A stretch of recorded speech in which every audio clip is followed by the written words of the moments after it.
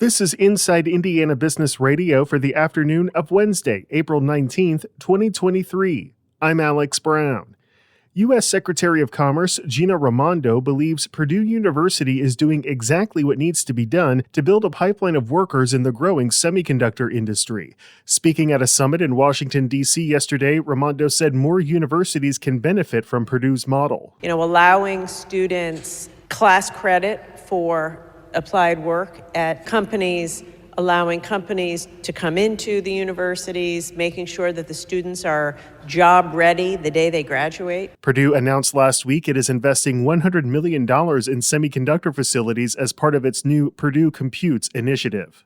Evansville-based Zero Carb Life has secured an additional $3.2 million in seed funding, bringing its total amount to more than $5 million. The company produces low-carb, high-protein pizza crusts and pre-made pizzas and said the funding will help further its national expansion and fuel new food products. The new investment comes from venture capital and angel investors, as well as NFL and NBA athletes, though specific names were not provided.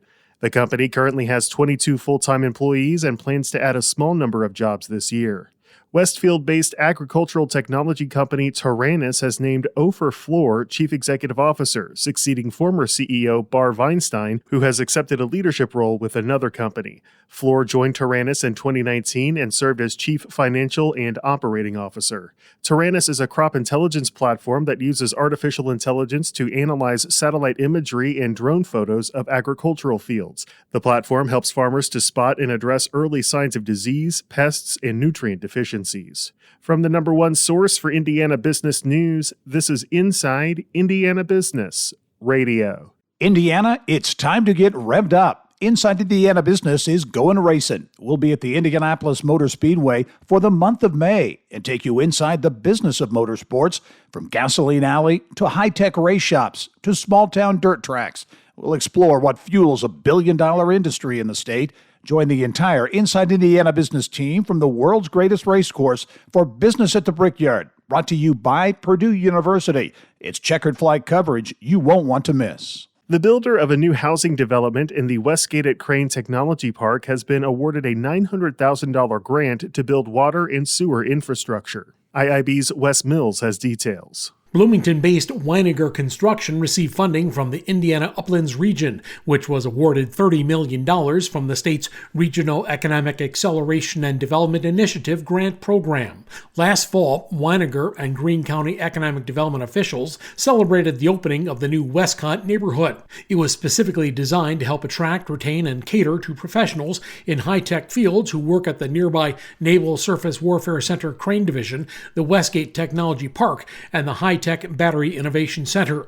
The development offers a townhome and ranch-style home plans and will eventually offer 120 new properties to meet the residential needs of a growing workforce in the area. Weininger says the READY grant will pay for future infrastructure needs of Phase 2 through Phase 6 of Westcott. The 10 homes in Phase 1 of the development are connected to the Greene County Regional Sewer District. Wes Mills, Inside Indiana Business Radio.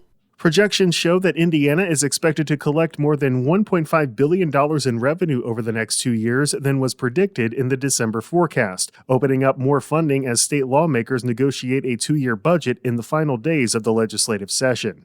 Revenue figures released by the Indiana State Budget Agency today show sales tax revenues were 0.6% higher than predicted in the December 2022 forecast, while income tax revenues were 2.2% above projections and corporate income tax rates exceeded estimates by 6.3%.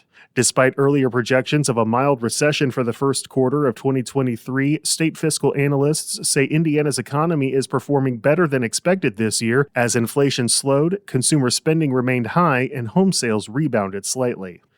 The Industrial Assessment Center at Purdue University in Indianapolis is helping small and medium-sized companies track energy expenses and provide recommendations on how to reduce costs, while also training students for careers. IAC Director Jay Chen. So I think these are the kind of things that we try to implement and improve the kind of energy saving opportunities with a shorter payback period so people can implement. Since launching the program in 2011, the IAC has helped 170 Indiana businesses collectively save $20 million on their energy bills. Chen says businesses want to understand when they will see a return on their investment before making changes, such as replacing lighting with more efficient LEDs or making changes to HVAC systems. He says some of the recommendations have a longer payback period. Purdue University President Meng Chang is this week's guest on the Business and Beyond podcast with Gary Dick, presented by PNC, a weekly conversation with high-profile Hoosiers in business, sports, and entertainment, and beyond. Available now from your favorite podcast provider. I'm Alex Brown for Inside Indiana Business Radio on Demand. Indiana business and community leaders, you're invited to a roadshow unlike any other. IBJ Media, Inside Indiana Business, and the Indiana Economic Development Corporation are joining forces for the Engage Indiana series, presented by CareSource, Indiana University, and Old National Bank. A focus on talent, education, and issues that shape our economy. 7 regional events, 1 shared purpose, advancing the future of Indiana. Discover more at ibj.com/engage.